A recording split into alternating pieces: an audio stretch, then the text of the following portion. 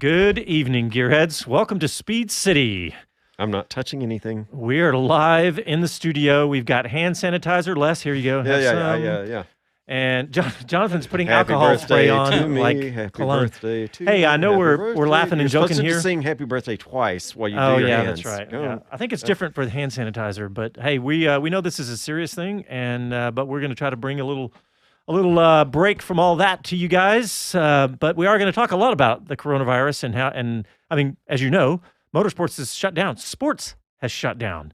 I mean, it's we got a statement to read you too. Yeah, we do. Oh, yes, fresh, very fresh statement. Well, look, let me talk about that. And we have the best guest there could possibly be in a crisis in motorsport. Jonathan, who in the world would you get to talk to about motorsports and a crisis like this? He'd have to be knowledgeable. He'd have to be damn good looking. He'd have to be probably an Antipodean, just because they're cool people. He'd have to be the face of motor racing in America, I think. How about Leigh Diffey? Hey, what a great idea. Let's call Leigh Diffey. Well, we actually called Leigh Diffey about an hour and a half ago and interviewed him because he had, I think he just wanted to be with his family tonight, honestly. Yep. So we called him and sat down with him for about 15, 20 minutes, and we're going to play that in just a second. But we're going to talk about Circuit of the Americas because they put out an announcement about 2.5 hours ago. And we're going to read that and analyze all that. And because it's an announcement of essentially saying they're going to be closed for a while. And I don't really know what all that means. And we're going to try to work our way through that together. Hey, and if you're feeling lonesome out there, give us a call. Okay, 512 Johnny Fever 643-5483. Yeah, please do, actually. We're here still. We want to hear from you guys because we're going to do all sorts of things tonight. We're going to talk about ideas while we're self-distancing and self-quarantining. And hey, it's already started. How about Lando today? How about all the esports that went on today? Man, it was so cool. Lando Norris made me giggle out loud. Yeah. I'll say I am very impressed with what they delivered. And, hey, that's going to be my substitute. Yeah, I mean, absolutely. I say substitute, but quite honestly, I'm going to find myself watching that. Well, look, we're going to talk all about esports. I downloaded Yeah. Steam. I got my son, who's a tremendous gamer, to help me. I downloaded Steam the other day. I downloaded the F1 2019 game. I started playing all that. And anyway, we're going to talk a lot about that. But I think I want to jump. Steam, isn't that a dating site? No. That's as bad as Twitch. I know. I introduced Jonathan to Twitch today. So to be honest, I've never laughed so much in my life. I went on Lando Norris's Twitch account, and he had his Twitch T-shirt on, and I could see his feet, and I could see that. But if you haven't seen it, go and have a look. And I've never seen an overtaking from the back of the field like I did, had it not been that it was the formation lap. Oh, he was just a mess. Lando took off and went for it. On the formation and then lap. suddenly realized he was in about sixth place and no one else had moved. Why am I? And he's like, oh, wait. Well, look, guys, I want to play this interview with Leigh Diffey right now because he kind of sets the stage for the whole show. And we are going to talk all about that stuff, Lando Norris and all those esports events that happened today. But let's go ahead and, producer, are we ready for that one? Yeah, let's go ahead and play the interview we did with Leigh Diffey about an hour and a half ago. All right, we're very excited for our next guest. We have the man in American motorsports, Leigh Diffey. Voice of American motorsport. Yeah. In a crisis, who are you going to call? That's exactly right. Leigh Diffey, welcome back to Speed City. Hey, John. Hey, Greenie. Great to be back on the show. Thanks a lot for coming on. Wish it was better times, my friend. Obviously, you are right in the heart of this, given that you would have been doing Indy. But you know, you're Formula One. You've got lots of friends there, too. We were supposed to be doing Formula One on Sirius, and here we are. Very strange times. First of all, tell me how your week's gone and what's happened.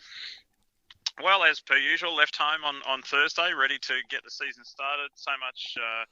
So much enthusiasm and excitement, and the fact that we thought we were going to be one of the only categories of motorsport, or actually just one of the few sports in the world to be actually going through with the event. But it just changed, like for everybody's lives around the world. It's changing just so rapidly, and we had dinner on Thursday night with some of our colleagues, and some of the IndyCar folks were there, and it was like, well, we're going to go ahead, but with no crowd, and we're like, well, at least we're going to go ahead. And then that we all farewelled each other that night, it was like, well, but stay tuned. Let's see what happens, tomorrow. Things are changing fast. And I got a call from our producer at about 10 o'clock on Friday morning, 11 o'clock, and he said, where are you? And I said, I'm just in the hotel, because nothing was meant to be on track on Friday. And he just said, well, there's an announcement coming soon. He said, just stay in your hotel and book get in touch with travel and book a flight home, because none of us are doing anything. And then, everything unfolded after that, NASCAR and et cetera. So, yeah, I mean, to answer your question, how did my week go? It changed rapidly. But so I'm assuming the same for you and the same for everybody. I know, Lee, we were the same way. We were getting ready to do our Formula One pre-race show, and like everybody else on the planet, we're waiting up until the last second for practice on Thursday night, and boom, it's canceled. I mean, what was it, like 2 or 3 hours before it canceled? So, I mean, that's how, they keep using the word fluid, but it's right. Think about comparing 1 week ago to today. Yeah. 1 week ago, we were already going, oh, this is nervous, but we're going to do it. But this is just, it's unprecedented. Yes, yeah, and look, we kind of feel this disappointment because, even though we work in the industry, we're also fans of the sport. So we feel this disappointment that we didn't get the season going either in Formula One or IndyCar, but that's nothing in comparison to people's health and well-being and trying to do our bit to stop this virus from continuing to spread. I've got family in town from Australia at the moment, and we took them into New York City yesterday. They'd never been before, and we took them into New York City yesterday and last night, and it was eerily quiet. Unbelievable. I've never seen Manhattan like it. So these are certainly very, very strange times. And do you have any, no one has, I realize that, but you obviously have your pulse on the ground, as it were. What is your estimate now on when we will see any racing back? Well, as Mark Miles, the boss of IndyCar, as he has pointed out, it's probably, IndyCar is aiming for May to crank things up in May, but it's going to be a wait and see. Formula One has said, that the events, Melbourne's done, of course, but the other events are postponed at the moment. And I think probably Formula One is realistically looking at a May startup time too. So, we sit here on March 15. Yeah. May seems like a long way away, but hey, we've all got to do what we've got to do, right, to try and basically help the world get healthy. Yeah, I just got off the phone with Gemma Scott, who you probably know is another motor racing journalist. She lives just outside of Monaco, and the latest she's got for us is that, according to the ACM, she spoke to them, and, they're planning on going ahead with Monaco as the first potential one, and the historic, which is before that, which I was going to be involved in, is looking sketchy. But then she followed that up by saying that Nice Airport will be closed as of tomorrow, and Paris is pretty much looking at a shutdown. So, like you say, it's not good, not a good scene. Yeah, and I knowing that I was going to be speaking with you guys, I rang my old friend Michael Massey, who is the FIA Formula One race director, and I said, "How are you, mate?" He said, "I've had better times." He obviously was right in the middle of a very tricky situation, and I think what was probably very interesting and encouraging was watching other sports take other sports examples as well, and saying, "Well, we can't do this either, and we can't do this either, and we can't do it either," and everybody took the responsible road. But yeah, it's who knows? Like, let's when we talk in say 6 or 9 months, we're going to look back on this period, and it's just going to be a very different season, isn't it? And for so many reasons. It's going to be history. We're writing history right now. But yeah. Well, Lee, what I really am excited about after today is watching motorsports kind of take the lead online. We saw there were 2 major Formula One style online racing with Veloce and The Race, both holding these online races. You had in one of them you had Lando Norris, Stoffel Van Dorn, Esteban Gutierrez, and I didn't even get to watch the other one, but and also NASCAR. I saw Dale Earnhardt doing some things like this. Mm-hmm. And Yeah, so, I mean, it's great. yeah, they're leading the way. The other sports are probably going, wait a minute, we can do stuff like that too. But motorsports jumped right in. Mm-hmm. Got to give something for the fans, right? Yeah, And Lando was Got brilliant. to do something. I watched Lando's Twitch feed, and he's hysterical. he is. Yeah. He's a real character. He has been. I don't know what if I need to say a breath of fresh air for Formula One, but he has been highly entertaining and quite refreshing, and I think he's going to have a huge future. Well, it was fun watching him today because he had a camera down in the footwell, as it were, on his simulator, so you could see his feet and how he was treating the pedals. And I thought that was really fascinating. Yeah, me too. So, I'm not sure, and I know how much you guys like two wheels as well. I'm not sure if last week, when things were still operating, Ben Bostrom and myself, watched it. We hosted the opening round of Moto 2. Obviously, it was meant to be Moto GP. It wasn't. But how about American Joe Roberts, the California kid? He did awesome. I know, and I got an interview with him afterwards. Great show, by the way. You and Ben, really good. Obviously, no qualms by either of you.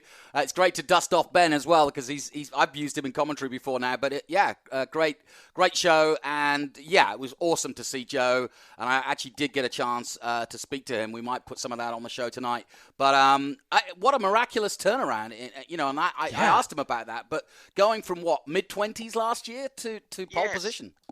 Yes, never starting nor finishing better than 10th, and all of a sudden pole position, leading the race and finishing 4th. Awesome. And I loved, one of the things I took away from the most was, what an intelligent young fellow and a great interview.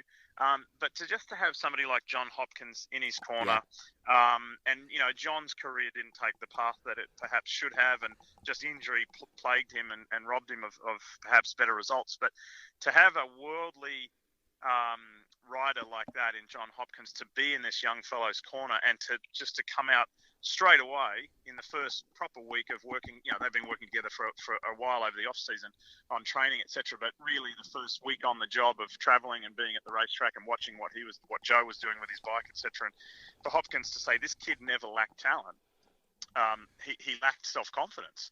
And now we've given him the tools and the equipment to build that self-confidence, and boom, lap record, pole position, and ran in the front 4 or 5 the whole race. Yeah, and Leigh, you and I both worked Hopkins' career, and you're right. I think he will go down in history as one of the most talented riders that just didn't. I mean, when he first started coming up through the ranks, people were talking about him being the next Schwantz and so on and so forth. And he did have glimmers of brilliance, and I just think that he's now giving his talent back into Joe, and I think it's really awesome. I really do, and I think it was the one thing Joe said to me. I said, "Well, what was the main thing?" And he said, "Well, to be honest, I was on my own most of last year. His dad's always been with him, but his dad's not done what he's done. Hasn't ridden the bikes, hasn't been in that championship, hasn't been the lone American." And I think that all weighed on Joe a lot last year, and he handled it as best he could. But like you say, lacked that confidence to know that he was world class, and he proved it. He proved it at Qatar. Yeah, really awesome. And to have, one of the things that I noticed him that he said in one of his interviews, I can't remember if it was the post-practice one when he set the new lap record or qualifying, and he said just to have John Hopkins on the side of the track, he sees things in the bike that I can't see because obviously I'm on the bike. And he said he just sees things from his years of experience, and he tells me this and tells me that, and then I put it into practice when I get back out there the next time out. And just to have that is a huge boost. And imagine whenever the next, MotoGP weekend occurs, whenever that may be, despite what they've said, whenever it may be. Can you imagine? And I feel sorry for him in a way because you want to be, when you have a result like that and an experience like that, the thing you want to do is be back at the track straight away and do it again. But can you imagine how puffed out his chest is going to be when he walks into the paddock next time? Like he will feel how he's never felt before and really truly feel that he belongs. Yeah, I couldn't agree more. And he was chomping at the bit, hoping that Argentina would go ahead, and of course that's probably now doubtful, if not off already. You'll probably know better than I. But really exciting for NBC though. Great to have it on network again. It's been needed. I'm delighted for you. I hope you guys get the chance to do as much with this sport that you've done with both Indy and Formula One. Yeah, we're excited. We're really, really excited to have it, and there are a bunch of people at work who certainly knew of MotoGP, but because we cover so many different sports, they had never worked on it before. That they saw it and were like, "Wow!" And and I said, "Hey, no disrespect to Moto2, wait till you see MotoGP." Yeah, no, and yeah. So there's a lot of excitement just from inside the walls of NBC Sports to have that property, a Gold Star global property, and there's nothing but excitement from where we stand. Yeah, and NBC have also got a show with Moto America, so there's a connection there as well. Great, it's really. I think it's going to be hopefully when it finally gets going, it could be a great season. I got to turn to Formula One though, Leigh. With your knowledge and depth of knowledge of Formula One, I'm sure you're thinking what I'm thinking, which is how long can a sport like Formula One, given, the NBA is one thing, right? And so on and so forth. Formula One is so expensive, and so many also freelancers involved in Formula One. And I just wonder, what is the cutoff point where a season just isn't economically viable? It's a great question. That is a great question, and I'm sure that's why all of the different series around the world, the racing series, that is, want to get going certainly before we get into the second half of the year. And I'm not sure, Greenie, that I can answer that. I don't know. I don't know how far you go before you say don't worry about it. I think just for everybody involved, they will want to get back out there as soon as it's safe enough to do so. And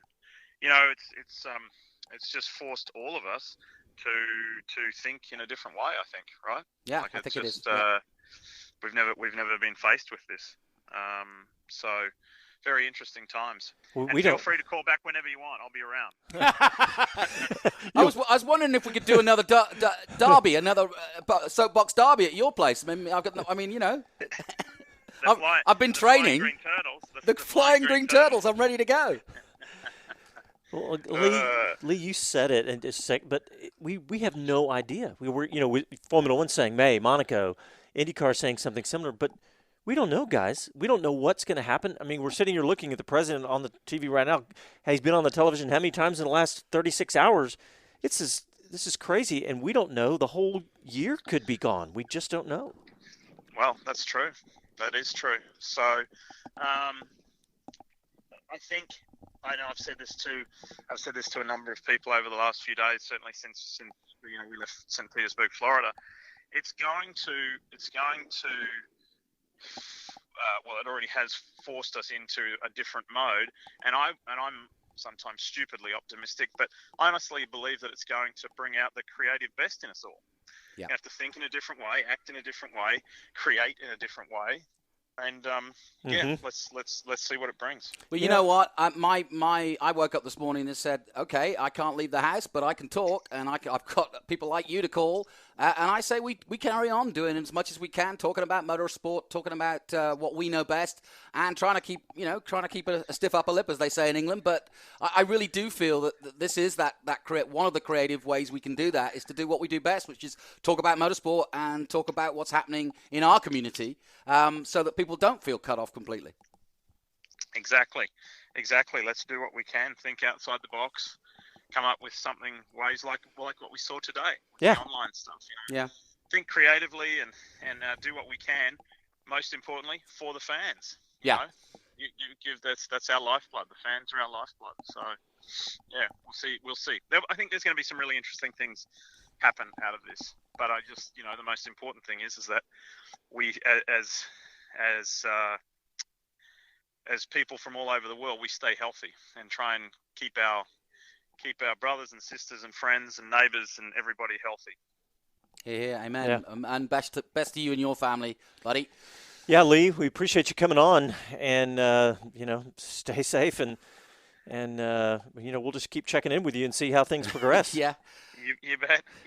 We will do so. Thank you. Thanks for having us on the show. All right, stay safe, my friend. All right, thanks, Leigh. All right, well, yeah, excited to have Leigh, and we're going to go ahead and take our first break because we're a little bit behind now, but give us a call if you want, 512-643-5483. But when we come back, We've got a caller holding. We'll get to you when we get back, but we're also going to talk next up about the big statement from Circuit of the Americas just a couple of hours ago, a really somber and vague statement. So we're going to talk about that. You're listening to Speed City live from Austin, Texas, back after a quick break.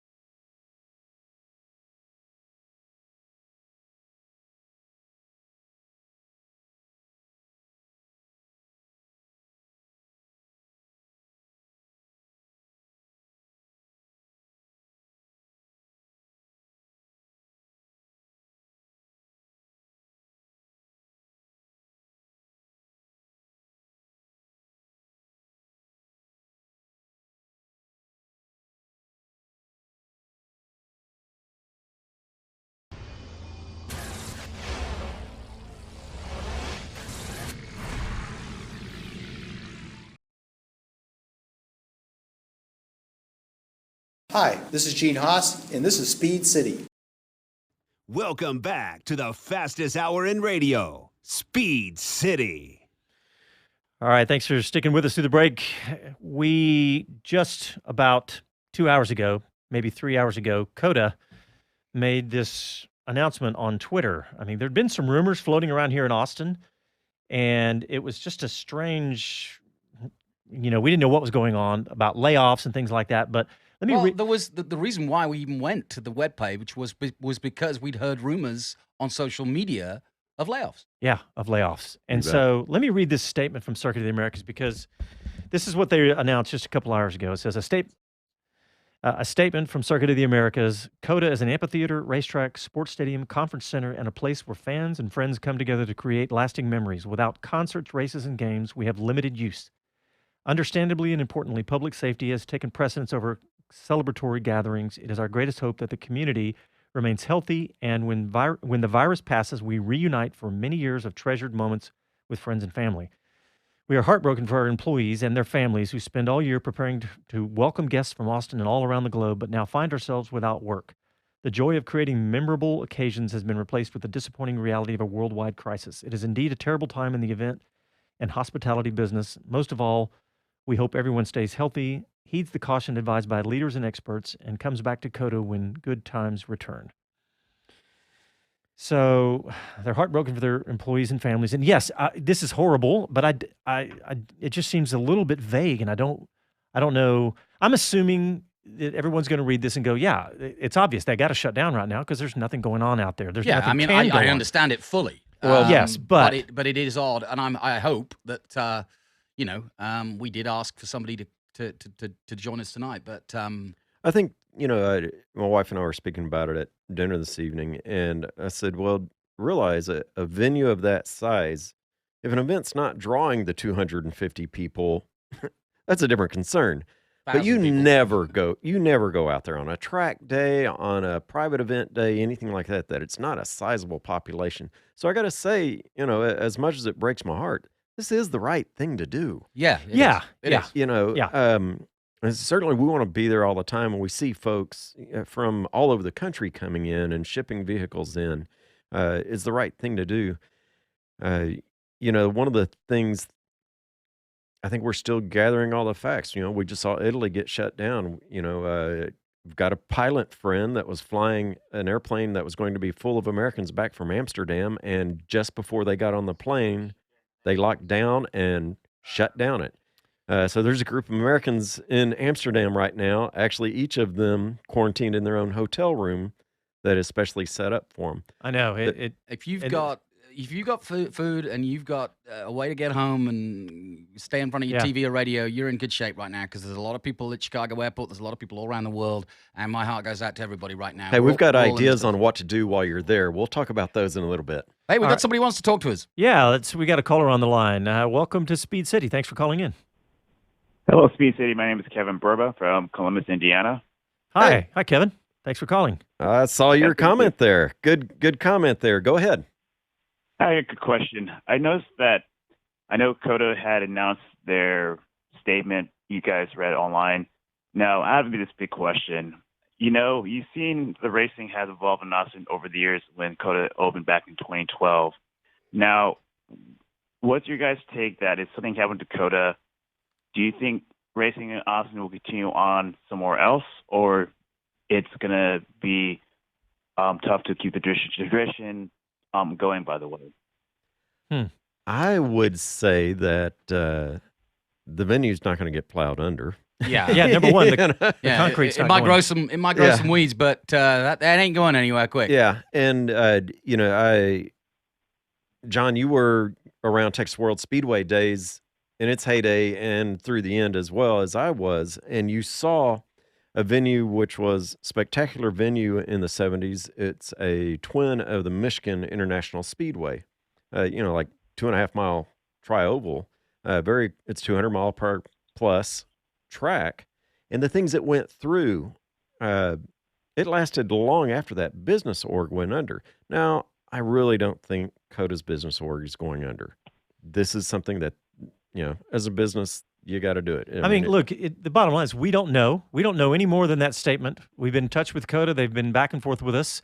But, I mean, this is devastating to this industry, right? We don't, and at this point, really anything is possible because of it could be many, many months, and we don't know how long this is going to go on. So my answer to that question, if I understand what you're saying, is motor racing will save the Circuit of the Americas because once, hopefully, fingers crossed, things get back to normal and we go racing again, the world of motor racing will come to the rescue, if you will, or come to the aid of some ways, whether it be with rights or whatever, because it is probably still the most state-of-the-art circuit in the world.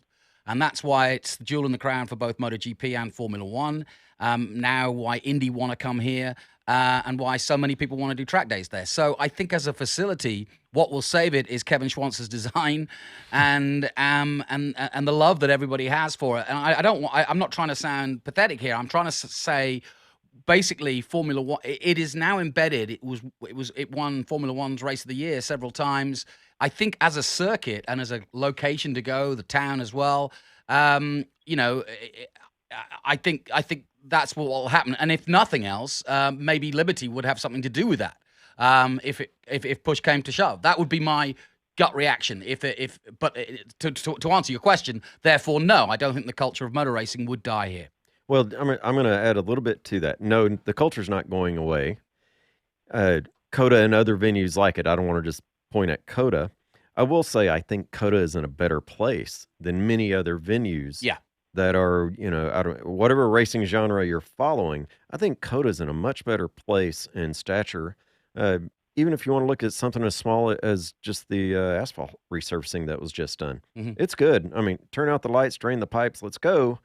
And when it's time to come back, come again. Well, and as the example showed, we just put on a World Championship event just a month ago at a 4-week notice, 8-week notice max, and pulled it off. Bobby and his team pulled that off. So, they have the team to do it. They have the, wherewithal to do it. When somebody like Brazil can't run a World Championship event, COTA steps in and steps up.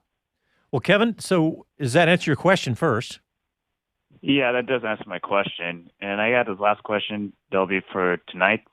With the whole coronavirus happening around the world, not only the United States, but around the world, I've been noticing that some of the race car drivers I've known in NASCAR and IndyCar and Formula One and other sports car racing series, they've been doing the online racing genre, by the way. What's your guys' take on that, by the way? Oh, thank you for leading Yes. us into Yeah, our. that led us in perfectly. Well, we all watched. We watched the one today that was put on by, I think it's Veloce. Veloce GP, yeah. Yeah, Yeah, Veloce, and they did what they called the Australian Grand Prix. And, it and had- it was helped by Formula One. It was the Formula One official game. And this whole thing came about. It was their idea. They approached Formula One. In fact, I was in touch with. yeah, you had an idea too. Well, yeah. Dr. Julian Tan is the head of esports at Formula One. We talked to him last week, Friday, and we're talking about. Well, he's aware of it, so it wasn't a cold knock on the door either. Right, but he was saying. last year's. But they were aware of this, and apparently they teamed up with him and basically endorsed it and gave him a stamp. But to directly answer your question, I thought it was awesome. Yeah. And I've watched some of this stuff before, and you can really get into it. I mean, if you go, the distracting thing is that you can have all the different screens watching everything, but if you just put the main screen up on the big screen in your living room, it's not terribly different from watching regular motorsports. It's really cool. I'll take it one further than that. The graphics are astounding. Yeah. And I was looking on it on the giant screen at the house and had it cranked up. It was great. You know, there were names I recognized. Esteban Gutierrez was in there. Yep. You know, Stoffel Van Dorn. And you know, there were names we knew. And honestly, there Couldn't was a say lot them, but of we knew them. Yeah, there were yeah. Nice. Gesundheit. And so Bless yeah, there were.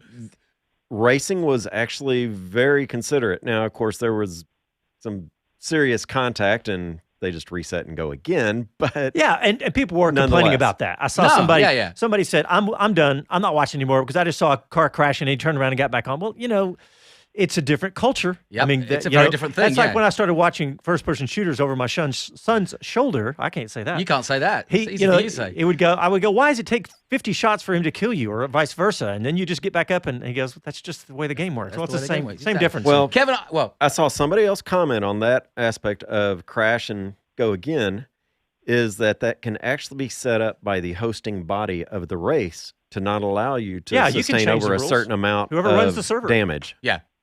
And Kevin, I'll answer it slightly differently, but I know it's something we've discussed. To be honest, I learned so much today about motor racing by one of the best racing drivers in the world, Lando Norris, because I spent the whole 29 laps with him watching his feet. He's wearing his little white tube socks, and I'm watching how he actually brakes. I mean, I know that Australian circuit. I've commentated on it.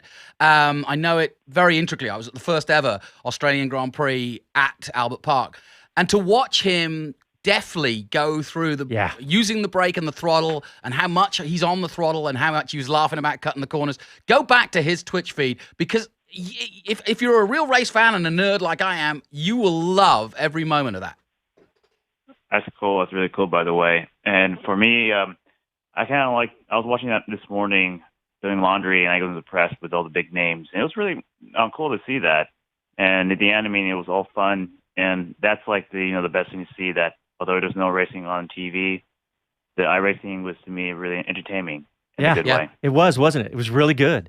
You know, one of the things that realize is iRacing particularly is so accurate. Yeah, it's unbelievable. It's a reasonable facsimile of what they're doing. Yeah. Technology. Physically on the track. You know, of course, they're not experiencing the G-forces, but turn points, all of those kinds of things Hey, are we there. got to go to a break, guys. But Just real quick, Yeah. I was with Igor Fraga, who is the Gran Turismo world champion. Yeah. And I've physically been with him as he won the Toyota Racing Series down in New Zealand. And I said, do you get annoyed at the developers for getting it wrong when the tires start wearing out? And he goes, they don't. They get it right. get it He said, right. That's the crazy When your soft thing. tires go off, and again, Lando showed it today. and he talked about He it. talked about it. He goes, oh, well, these tires, I've got no grip. I've got no grip. And it's fascinating how they've done it. Well, Kevin, thank you for calling in. Thanks for tuning in, and I hope we answered all your questions. And we'll look for you on the next one. Thank you. Stay safe over there, guys. Okay? All right, thanks. Yeah, Kevin started that conversation on Facebook. So if you're on Facebook, follow our stream. Yeah. You can see what's going on, and we're watching your comments. All right, thanks everybody. We'll be back after a quick break.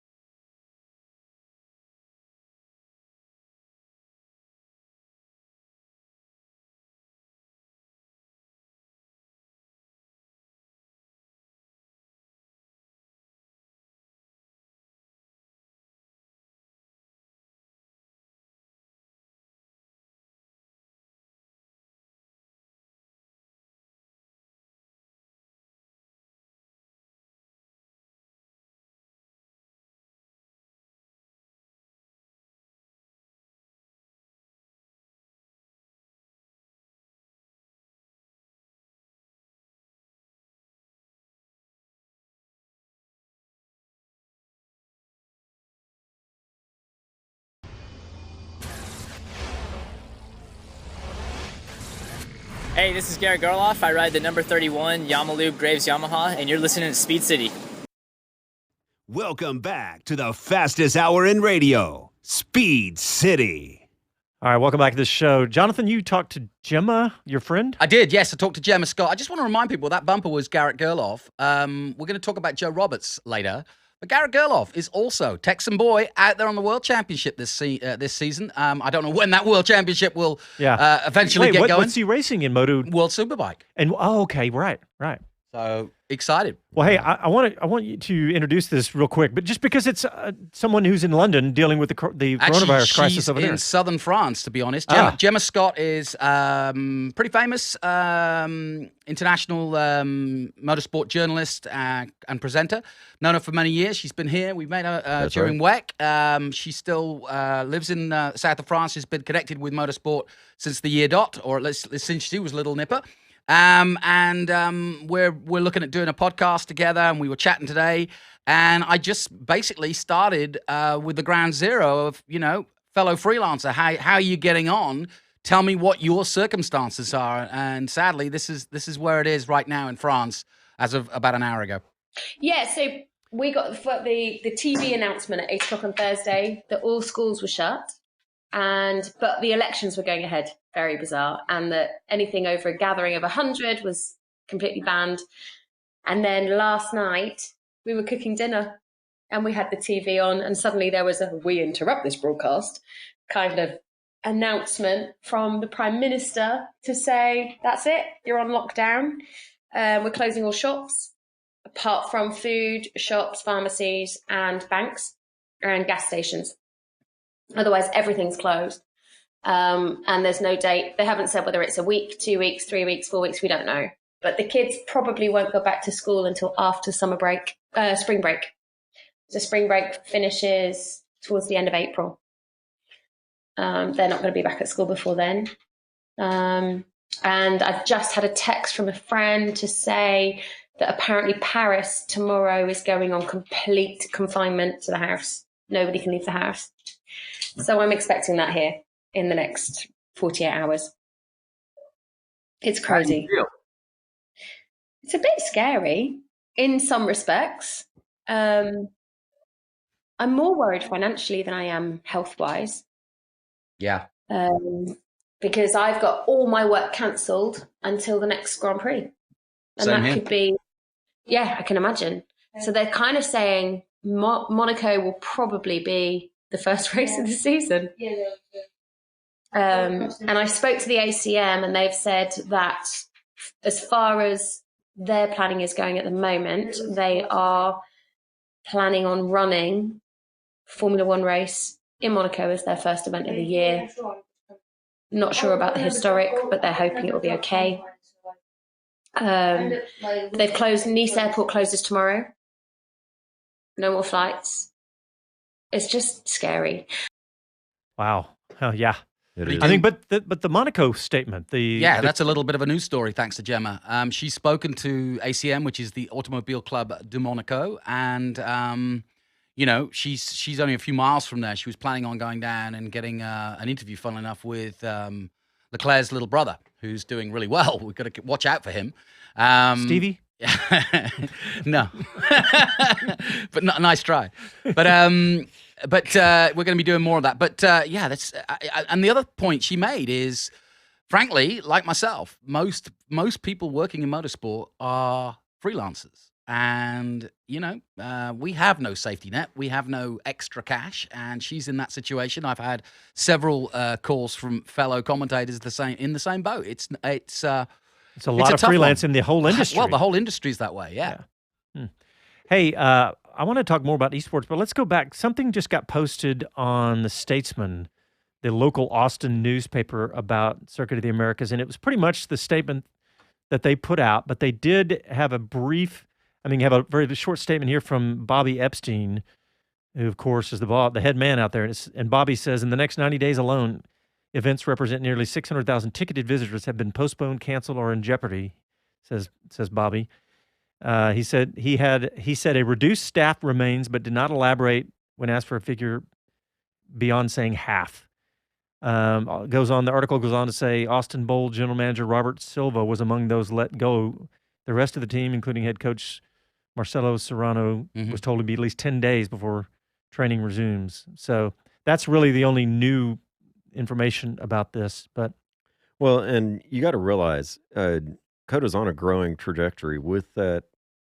Even to say there's 600,000 paid attendees in the next 90 days, that's sizable. I've met some of the new employees that were hired in the past 3-6 months, and they were really hitting their stride. To be honest, is the way I feel as an organization. The truth is this. I mean, I feel for Bobby because he's making news ahead of what will be in a few days everybody's news, and I hate to say that, but I think about all the circuits all over the world. The only reason this is in the news right now is because it's the first to go. Sporting events, and Austin, UT's already shutting down. I mean, we know about the March Madness, but this has just ripped the heart out of what COTA does because it puts on events for over 100,000 people. Very big ones, and it's just impossible because they're world-class events where people fly in from around the world. The Rolling Stones are supposed to be here in 3 months. No chance, in my opinion, but, Yeah, so think about this, guys. When South by Southwest was canceled, I mean, I heard people saying things like, how can we as a community save South by Southwest? Because they came out and said they were going to lose tens of millions of dollars. If you think about it. They've let a lot of people go, too. Oh, yeah. They had 175 local full-time staff. They've cut at least a third go, but the point is, the community started rallying around South by Southwest because they felt for all of the people that work there and all the money that it brought to the economy. But let's not forget that COTA brings way more than South by Southwest to the local community. So the Gray Hill Advisors reports that they keep quoting about South by Southwest, COTA had that same company do the same exact economic impact, everything, same economic impact study, and Formula One alone was $500 million, and COTA as a whole in a year was almost $1 billion. And we talk about South by Southwest being $350 million, worth of economic impact to the city because everybody knows about the bars and everything else. But when people come in from out of town and from around the world, it's a massive influx of money from those same hotels to car rentals to restaurants and shopping. I mean, when you go on vacation out of the country, you're ready to spend some money. And when people come to Austin to do that, it is a massive. So what I'm getting at, let's rally around our own. I agree. Let's rally around COTA. I agree. I couldn't agree more. And I think they've been very responsible in their reaction to both their own staff and to the reaction to all the sports, who obviously took their own decisions. But Formula One, that was the right decision to make in Australia. I know Andrew Westacott, who runs the event, again, under massive pressure. I think that's why it went down to the very wire, because you've got insurance policies, you've got all sorts of contracts in place, who foots the bill. So I think in many ways, COTA are getting ahead of what will be, a mess for everybody. And I take my hat off to them, and I know that we will be back with COTA. Well, I saw Russ Braun talking about the steps that they went through. They were criticized for not canceling the Aussie GP earlier. And he said, we wanted to make very methodical, very approachable steps. The Australian Health Government Organization was involved in this. Yeah. How do we do this? Especially once there was a confirmed case.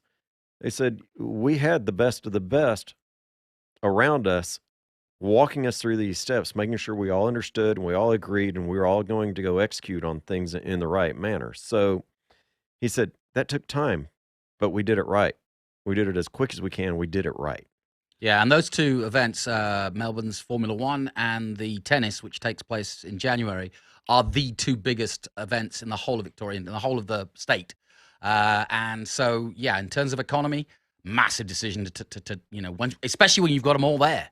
I know. Look what they did in Qatar last week with the MotoGP, the Moto 2. They just were lucky that they've been testing there, so they were able to run the event. It didn't matter about the crowd. You still got the race. You still got the TV contracts and so on and so forth. I mean, we talked to Leigh Diffey tonight. What are NBC going to put on for the next few weeks? What is ESPN going to do? Right. I mean, think about that. ESPN, just the focus of sports that draw large crowds and audiences. That's that's all they do is show sports. Exactly. So now what are they going to show? It's all. I mean, I think the shift to esports is going to be swift. This is the maturing of the esports industry is happening right now. Send your sound back over gonna and say, help me where's get my steering wheel fixed. Yeah. Yeah, where's the nearest millennial crowd? You're on. Yeah, and companies like NVIDIA that make the graphics engines that power that industry, man. And by the way, I'd buy some NVIDIA stock right now. There's your stock tip. Alienware, Alienware, which Lando was using today, just down the road a piece. I got a tip for you. So I'm such an OCD nerd that I buy my hand sanitizer at your auto parts store. You can't find it in the grocery store? I'm looking at Fast Orange hand sanitizer that I have a few of these in my garage. But that's where... What is your address, sir? Not anymore. I'll sell you this bottle right now for $1,000. Okay, you got it. But I'm going to have to mow your yard for a few months because I haven't got any money. Sorry, there's no water to water the yard. It's not going to grow. It's all Hey, over. I'm going to laugh because otherwise I'd just cry. I know. I don't know what else to do right now. We are short of... Show me the money! Hey, and you know what? I say, as long as, touch wood, this is No, don't this touch remains a safe environment and we stay our way. I say we stay on the air, and keep coming back because we're going to try to keep your spirits up for sure. You know, Hey, Ben, over at Circle Brewing, can you deliver? that does bring Just up a one point. beer. There's got to be people thinking the same thing right now. Is that we've all thought watching television commentators sitting all around the same desk, going, "Wait a minute, you're all sitting within 6 feet of each other."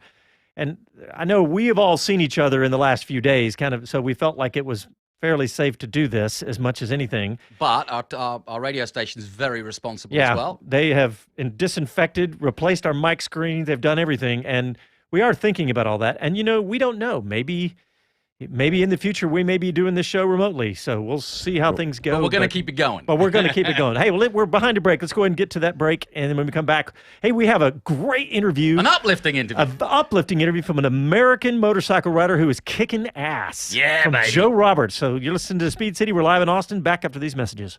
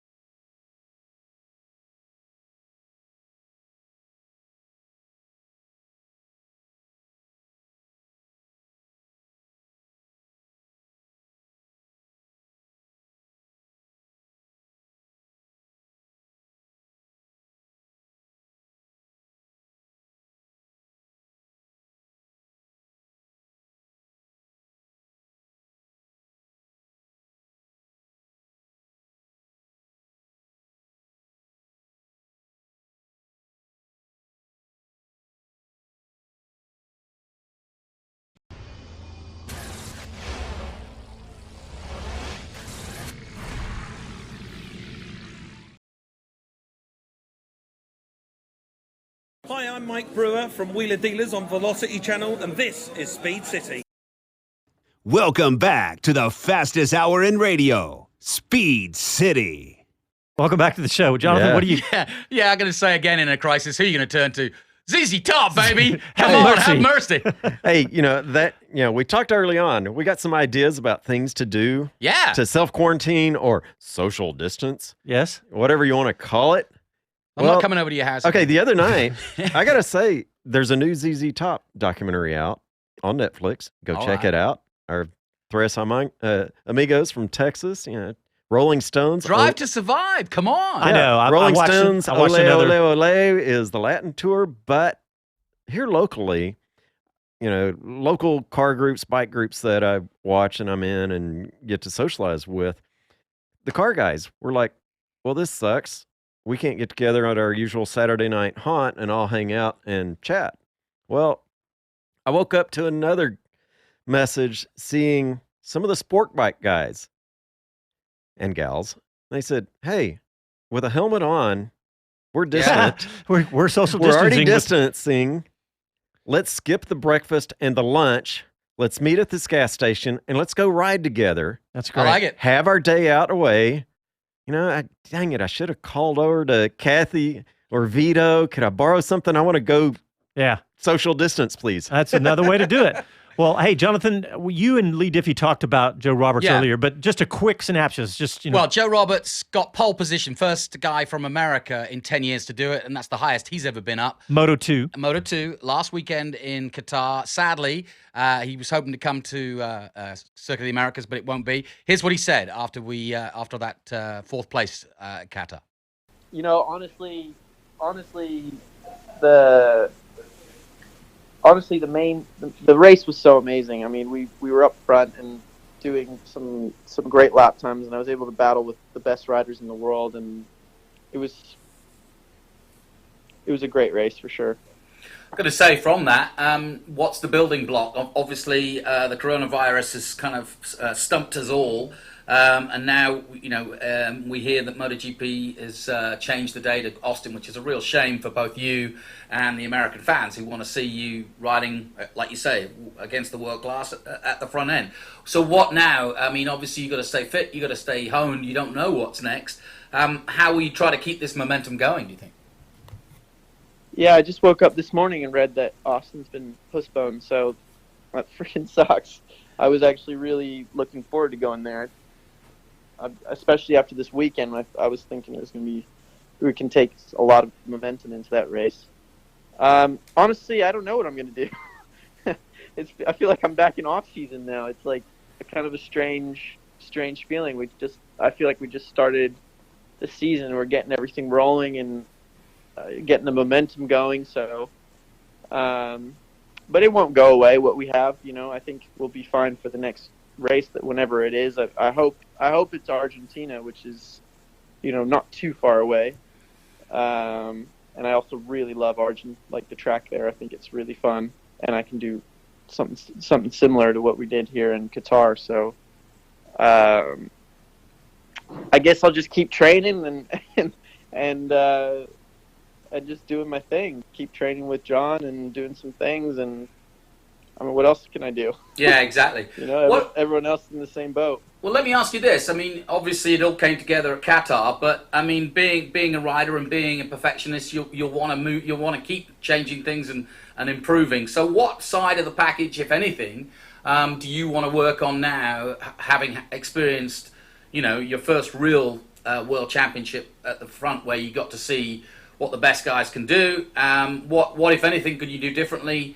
Maybe at Argentina that could bring the win? To be honest with you, yeah, I've been thinking a lot about the race. Obviously I'm stoked on the fourth place because it's my best ever result, but I wanted to win that race.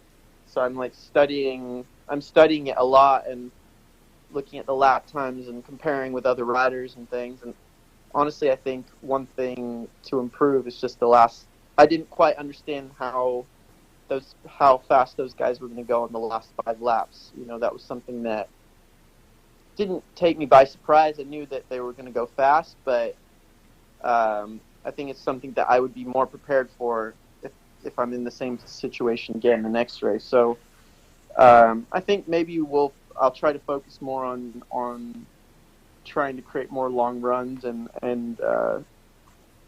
try to fix those last 5 laps to be able to just pull away. And be a little bit more competitive there. But honestly, I think we're in a really good position this year. I mean, it's one of those things. I came into the season with no expectation. Obviously to do much better than I did last year was the expectation for myself, knowing that I had a better bike and a better, just an overall great feeling with my crew. The expectation was to do a lot better than last year, but now that we're already at the front, I mean, I'm 4th in the championship. I mean, I want to be battling for the championship now. That's the goal. I want to be winning races this year, and I think we can. I really do. I think this year can be the year for that. So I think we'll just keep focusing. Everyone's going to improve. I mean, it's always the first race. Always everyone's just kind of blowing off the cobwebs, but so am I. So everything's is gonna keep going. I think we're gonna get a lot faster, and I think I can win a lot of races this year. Yeah. American in the highest level, almost kid, Moto too. 2. So yeah, He's the fact that he went from nowhere last year to where he is, it's fantastic. And guys, when we do get it all back, NBC's your home for MotoGP and Moto 2. yeah. You know. Hey. All right, hey everybody, thanks for tuning in. Watch this space. We're gonna just try to ramp up the content because there's nothing else to do right now. So Hey, send your suggestions. Yeah, thanks for tuning in, everybody. We appreciate it. Hey, Thanks stay to Leigh safe. Diffey for calling in. Talk to you bet. soon. Wash your hands. Ciao, y'all. Wash your hands.